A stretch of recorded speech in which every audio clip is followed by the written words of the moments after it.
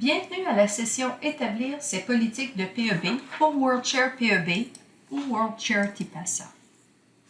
Dans cette session, vous aurez un aperçu de la façon dont vous pouvez établir les politiques de votre bibliothèque dans le répertoire des politiques de PEB d'OCLC afin de refléter les politiques de votre bibliothèque. Nous naviguerons à travers les 5 onglets disponibles dans ce répertoire. Que votre bibliothèque emprunte ou prête, la mise en place de vos politiques est une étape importante pour assurer une expérience optimale du service. Le répertoire des politiques d'OCLC est l'endroit où les autres bibliothèques se rendront pour voir les informations de votre bibliothèque et vos politiques de PEB. Il est important de définir et de mettre à jour vos politiques dans le répertoire des politiques parce que lorsqu'une bibliothèque crée une demande de PEB, elle peut voir vos politiques de prêt lorsqu'elle sélectionne les bibliothèques pour la chaîne de prêteurs. Lorsque les bibliothèques configurent leurs politiques, le résumé de ces politiques est disponible à partir de la liste des bibliothèques qui possèdent le document. De là, la bibliothèque emprunteuse peut cliquer sur l'icône I à côté du nom de la bibliothèque et ainsi accéder à la page du répertoire des politiques de cette bibliothèque. Le répertoire des politiques d'OCLC est également l'endroit où les bibliothèques peuvent trouver des informations sur la façon de communiquer avec une bibliothèque en cas de problème. La première étape après avoir ouvert une session dans votre compte PEB ou TPASA de WorldShare, c'est de cliquer sur le lien « Répertoire des politiques de PEB » que vous trouverez sur la page d'accueil.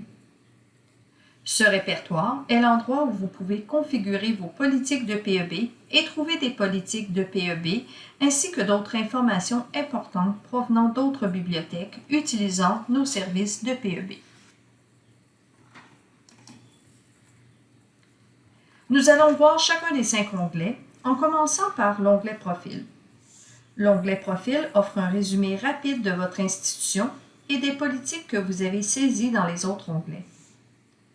Les informations relatives à votre bibliothèque, telles que le nom, l'adresse et le lien vers votre catalogue en ligne, proviennent de votre profil dans WorldCat Registry que vous pouvez mettre à jour à partir du lien situé au bas de l'onglet « Profil ». L'onglet « Profil » est également l'endroit où vous gérez votre statut de prêteur, le nombre de jours pour répondre à une demande, ainsi que les documents hors circulation. Vous pouvez modifier les informations relatives à ces catégories en cliquant sur le lien « Modifier » situé à côté de chacune d'elles. Si votre bibliothèque ne fait que des emprunts dans le cadre du PEB, vous devez absolument définir votre statut de prêteur à « Non ». Par contre, si votre bibliothèque prévoit prêter des documents, vous devez définir le statut de prêteur à « Oui » puis indiquer le nombre de jours que vous prenez pour répondre aux demandes. Le nombre de jours pour répondre aux demandes sera utilisé par le système pour garder automatiquement une demande à votre institution pour la période de temps que vous avez indiquée. Le délai par défaut est de 4 jours pour les prêts et les copies. Cependant, les copies et les prêts peuvent avoir des périodes différentes. Par exemple, vous pouvez traiter des demandes de copies en 2 jours et les demandes de prêt en 4 jours. Vous pouvez également indiquer quels sont les documents qui ne circulent pas dans votre collection sous « Prêt interdit ». Mais notez que les documents que vous indiquez dans le champ « Prêt interdit » ne seront pas automatiquement réorientés de quelque manière que ce soit. Des politiques de réorientation spécifiques devront être mises en place à cet effet. La liste des documents dont le prêt est interdit dans cet onglet est fournie à titre d'information uniquement.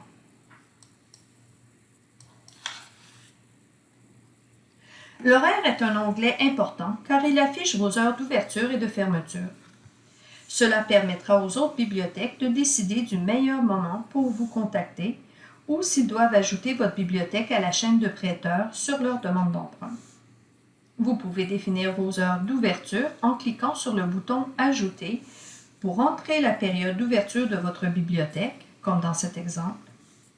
Vous pouvez également définir des périodes pendant lesquelles votre bibliothèque sera fermée pour quelque raison que ce soit, en cliquant sur le bouton « Ajouter ». Spécifiez le type de fermeture à partir du menu déroulant, ainsi que les dates de fermeture. Vous pouvez modifier ou supprimer les informations de chaque section en cliquant sur le lien correspondant sur le côté droit. Notez que les heures affichées correspondent à votre fuseau horaire.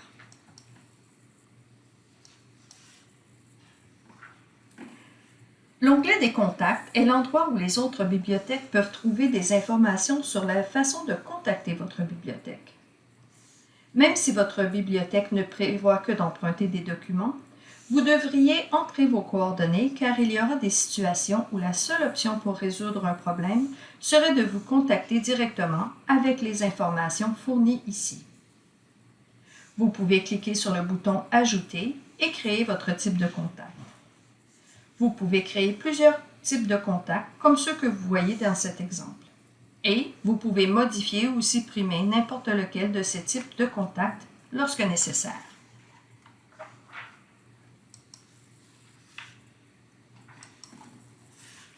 Vient ensuite l'onglet « Collection ».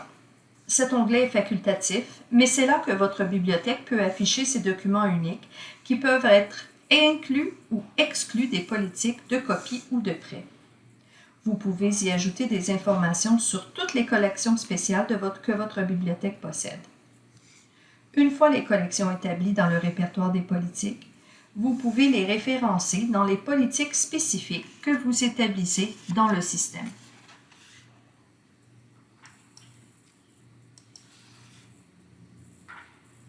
Ensuite, nous avons l'onglet « Politique ». Vous y avez 3 options, soit réorientation, copie et prêt. Vous pouvez ajouter vos politiques pour chacune de ces options en cliquant sur le bouton « Ajouter ». Mais jetons un coup d'œil à chacune de ces 3 options. Les réorientations permettent de gagner du temps, car elles indiquent aux bibliothèques emprunteuses que votre bibliothèque ne fournit pas certains types de documents, ce qui évite à ces bibliothèques de placer des demandes auprès de votre bibliothèque.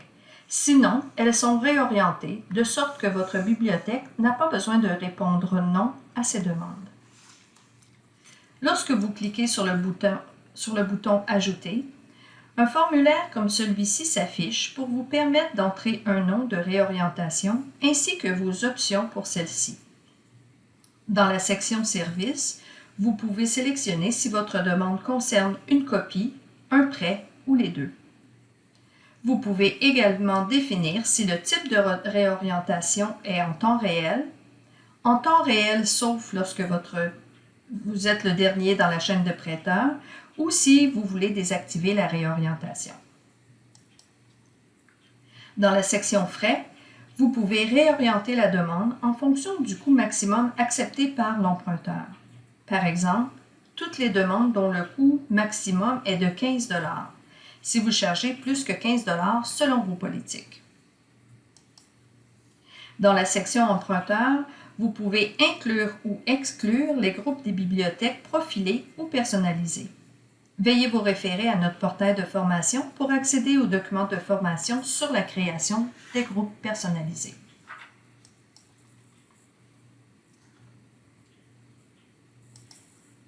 Puis, faites défiler le formulaire jusqu'à la section Documents où vous pouvez inclure ou exclure des formats et sélectionnez les formats à inclure ou exclure dans votre politique de réorientation. Vous pouvez également inclure ou exclure les conditions de licence électronique et sélectionner les termes de licence électronique à inclure dans cette politique de réorientation. Les termes de la licence électronique sont configurés sur le service WorldShare Gestion des licences si votre bibliothèque utilise ce service. Inclure signifie que ces formats ou ces conditions de licence électronique seront automatiquement réorientés, tandis qu'exclure signifie qu'elles ne seront pas automatiquement réorientées. Si votre bibliothèque a un grand nombre de formats à refuser, par exemple, choisir d'exclure ceux qui ne doivent pas être refusés peut être la meilleure option. En revanche, si votre bibliothèque n'a qu'un petit nombre de formats ou de conditions de licence électronique à refuser, l'inclusion peut être la meilleure option.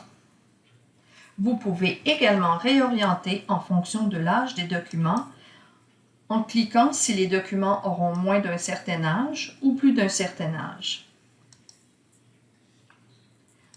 Vous pouvez également ajouter toute note que vous jugez utile, puis enregistrer vos modifications.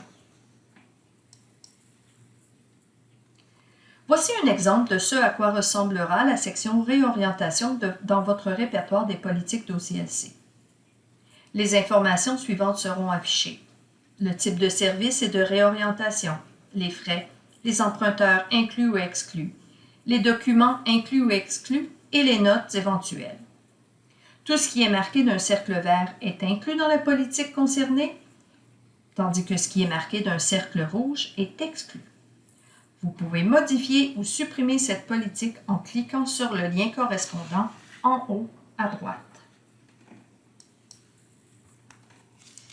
La réorientation au niveau des documents se fait par le biais des notices de fonds locaux ou NFL. C'est le cas lorsque vous souhaitez réorienter une publication en série spécifique, soit imprimée ou électronique. Vous pouvez modifier ou créer des NFL en utilisant le service de gestion des notices sur WorldShare Métadonnées si votre bibliothèque a un abonnement au catalogage OCLC. Pour définir la réorientation au niveau du document, assurez-vous que le niveau d'enregistrement du leader est défini sur 2 ou plus. Ouvrez ensuite la zone 008 et modifiez la politique de prêt sous zone 20 et la politique de reproduction sous zone 21, comme vous le souhaitez, où A signifie que votre bibliothèque prêtera et ou reproduira le document, et B signifie que votre bibliothèque ne prêtera ou ne reproduira pas le document. Mais veuillez consulter notre documentation pour la création des NFL pour de plus amples informations.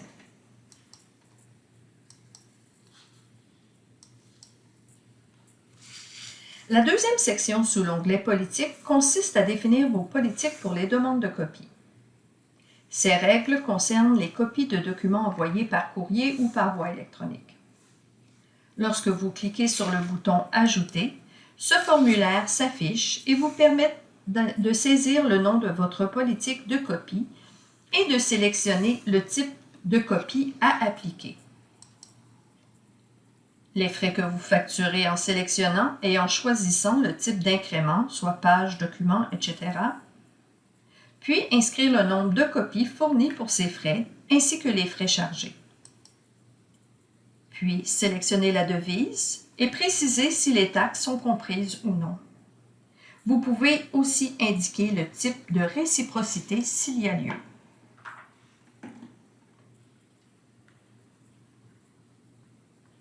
Faites défiler l'écran vers le bas pour inclure ou exclure des emprunteurs de cette politique.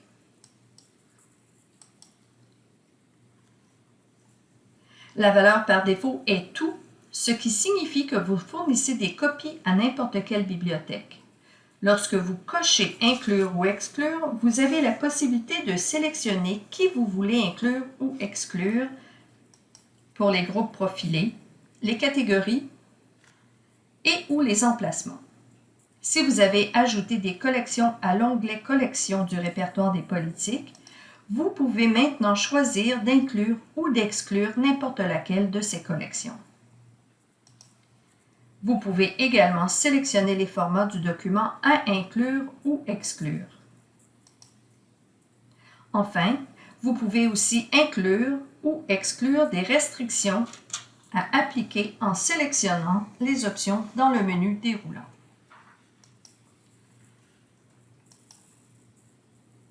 Vous pouvez aussi ajouter des détails tels que les méthodes de demande lorsque vous cliquez sur « Ajouter des méthodes de demande ». Par exemple, vous pouvez alors sélectionner dans la liste déroulante les types de méthodes et entrer les frais que vous facturez pour cette méthode. Procédez de la même manière pour les modes de manutention, standard ou urgent, les modes de livraison et de facturation. Ajoutez une note si nécessaire, puis cliquez sur « Enregistrer » pour sauvegarder vos modifications. Voici un exemple de la section « Copie » sous l'onglet « Politique » de votre répertoire des politiques. Voici ce que votre bibliothèque et les autres bibliothèques verront. Notez que tout ce qui est marqué en vert est inclus dans la politique et tout ce qui est marqué en rouge est exclu de cette politique. Vous pouvez modifier ou supprimer cette politique en cliquant sur le lien correspondant en haut à droite.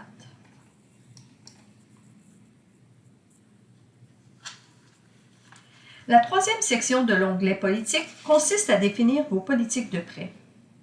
Ces politiques concernent les documents physiques, tels que les livres, les DVD, par exemple. Lorsque vous cliquez sur le bouton « Ajouter », ce formulaire s'affiche pour vous permettre d'entrer le nom de votre politique, de définir le nombre maximum de documents à prêter et d'entrer la période de prêt, puis de sélectionner dans le menu déroulant s'il s'agit de jours, de semaines ou de mois. Indiquez ensuite le nombre maximum de renouvellements et entrez la durée des renouvellements, puis sélectionnez dans le menu déroulant s'il s'agit de jours, de semaines ou de mois. Ensuite, ajoutez les frais que vous facturez en sélectionnant le type d'incrément, soit demande ou document. Inscrivez le nombre d'exemplaires fournis pour ces frais ainsi que les frais chargés. Puis sélectionnez la devise et précisez si les taxes sont comprises ou non. Vous pouvez aussi indiquer le type de réciprocité s'il y a lieu.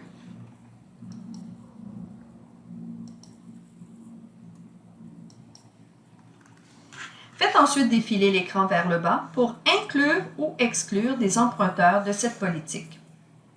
La valeur par défaut est tout, ce qui signifie que vous fournissez des demandes à n'importe quelle bibliothèque. Lorsque vous cochez « Inclure » ou « Exclure », vous avez la possibilité de sélectionner qui vous voulez inclure ou exclure pour les groupes profilés, les catégories de bibliothèques et ou les emplacements. Si vous avez ajouté des collections à l'onglet « Collections » du répertoire des politiques, vous pouvez maintenant choisir d'inclure ou d'exclure n'importe laquelle de ces collections. Vous pouvez également sélectionner des formats à inclure ou exclure. Enfin, vous pouvez aussi inclure ou exclure des restrictions appliquées en sélectionnant les options dans le menu déroulant. Vous pouvez ajouter des détails tels que les méthodes de demande. Lorsque vous cliquez sur « Ajouter » des méthodes de demande, par exemple, vous pouvez alors sélectionner dans la liste de type de méthode et entrer les frais que vous facturez pour cette méthode. Procédez de la même manière pour les modes de manutention, de livraison et de facturation. Ajoutez une note si nécessaire, puis cliquez sur « Enregistrer » pour sauvegarder vos modifications. Voici ce qui apparaît sur votre page du répertoire des politiques au CLC. Le nom de la politique, les règles de prêt et de renouvellement, les frais, les emprunteurs inclus ou exclus, les documents inclus ou exclus, les détails concernant la méthode de demande, les modes de traitement, de livraison et de facturation. Là encore, tout ce qui est marqué en vert est inclus et tout ce qui est marqué en rouge est exclu de la politique. Vous pouvez modifier ou supprimer cette politique en cliquant sur le lien correspondant en haut à droite. Alors que les politiques de réorientation sont facultatives, la mise en place des politiques de copie et de prêt est primordiale pour l'efficacité du système pour vous et les autres bibliothèques. Pour toute question ou pour du support, veuillez contacter le support d'OCLC de votre région en allant à l'URL qui est indiquée sur cette page. Merci.